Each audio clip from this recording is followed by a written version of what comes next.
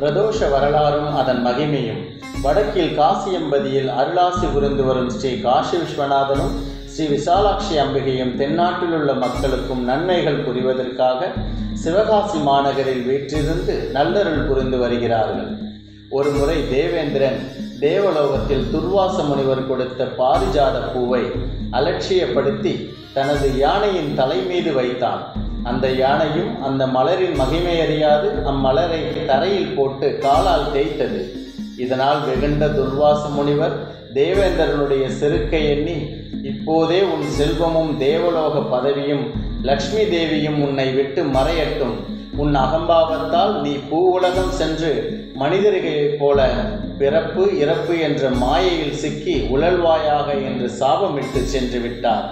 முனிவரின் சாபத்தினால் செல்வத்தை எல்லாம் இழந்த தேவேந்திரன் பித்து பிடித்தவன் போலானான்.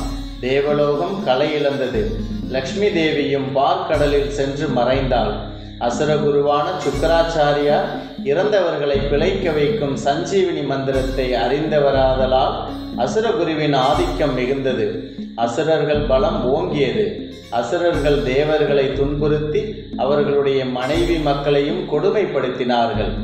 அசுரர்களின் கொடுமை தாழாமல் தேவேந்திரன் தேவகுருவான பிரகஸ்பதியிடம் சென்று நடந்ததை கூறினான்.